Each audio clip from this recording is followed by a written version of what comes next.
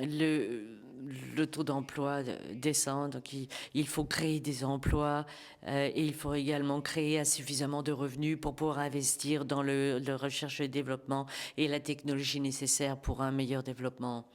Voici la situation l'année dernière. Les principaux pays européens sont en retard concernant ce qu'on appelle la crise numérique. L'Europe par rapport aux États-Unis et à l'Asie du Sud-Est est en retard.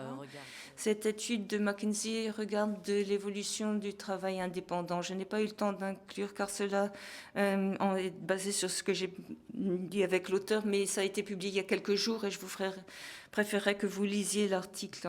C'est sur le travail indépendant. Il étudie les statistiques et est basé sur le travail de Thomas Piketty. Donc, ce sont des statistiques mondiales au cours des 3 dernières décennies et il donc décide de voir les différents types de travail et ce qui se passe au niveau de la force des travailleurs. Et ils ont donc vu qu'il y avait 30% des travailleurs au Royaume-Uni et aux États-Unis qui sont à présent indépendants avec cette nouvelle idée de carrière portefeuille basée sur des dossiers plutôt que d'avoir un travail à plein temps. Donc c'est 30% de la main-d'œuvre qui est indépendante au Royaume-Uni et aux États-Unis.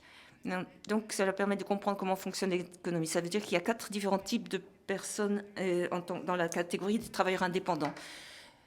Donc il y a ceux qui ont choisi d'être indépendants. Et Hubert dirait, les gens sont libres de participer ou de ne pas travailler. Ils sont libres de faire ce qu'ils veulent. Ensuite, il y a les technopessimistes. Ils disent non, ces gens sont exploités, ils sont mal payés, ils n'ont pas de droits. Et ceux qui travaillent, s'ils travaillent sur ces plateformes, c'est parce qu'ils doivent le faire. Il faut aussi comprendre qui compte sur ces revenus comme revenu principal ou comme revenu secondaire. Ils disent que 70% des travailleurs de cette économie gig sont des agents libres qui le font par choix ou qui sont des travailleurs occasionnels comme des étudiants qui veulent travailler à temps partiel comme serveur ou prendre des boulots comme ça. Et cela représente 70%. Ils ont fait une analyse statistique de cela, mais 30% sont réticents. Ils ont besoin de cet argent et ils sont obligés de compter sur l'économie pour leurs revenus principaux.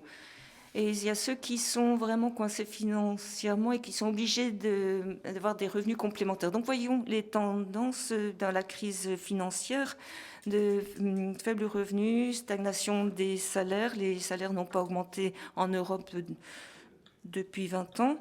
Et les gens qui perdent des revenus, qui ont une perte de revenus, comptent de plus en plus sur des plateformes comme cela pour... Well, I don't have that much of a question. Eh bien, j'ai pas vraiment une question. En fait, c'est plutôt un commentaire. Et je vais être bref. Je suis Per Corlel, du comité exécutif de Eurocard. Je travaille pour TCO en Suède.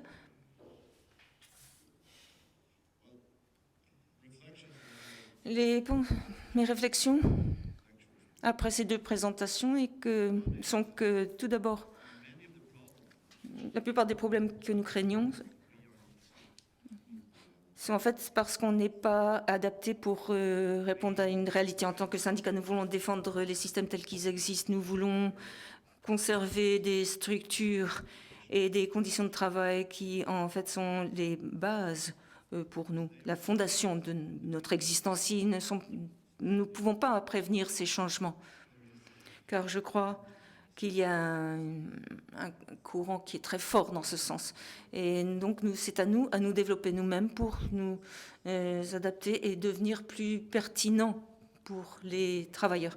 Et je pense que ce que vous avez dit à la fin, c'est que l'Internet n'a pas de frontières. Ça s'applique à tous les systèmes que nous avons, que nous cherchons à défendre aujourd'hui. Ils sont basés sur des structures nationales, les lois syndicales, les syndicats, les organisations d'employeurs, les systèmes fiscaux, de travail, de sécurité sociale, tout cela est limité en deçà des frontières. Et nous avons extrêmement peur de chercher à nous développer nous-mêmes pour nous adapter à cette nouvelle réalité où les frontières nationales sont un obstacle.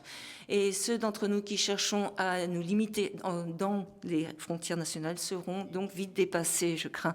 Nous devons être beaucoup plus courageux pour voir où nous pouvons être pertinents dans ce futur transnational. Et c'est un défi pour nous ici. C'est un défi pour nous en tant que syndicats, en tant qu'électeurs, et pour certains d'entre nous en tant que politiques, si nous cherchons à défendre l'entité nationale, vu cet avenir qui se présente, personne ne va s'intéresser à nous. Merci. Je suis Thibaut Weber de la Confédération européenne.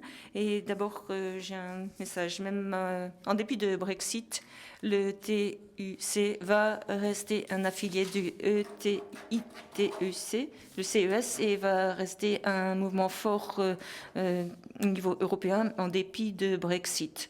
Donc, la voix des travailleurs britanniques se fera encore entendre au niveau européen. Vous avez mentionné les stratégies digitales au niveau de l'Union européenne, le fait que c'est tout d'abord fragmenté entre différentes entités au sein de la Commission, par exemple, et aussi le fait que y a la coalition des compétences et des métiers de la digitalisation que vous avez mentionné, mais ce qu'on va lancer au 1er décembre va être une bulle vide.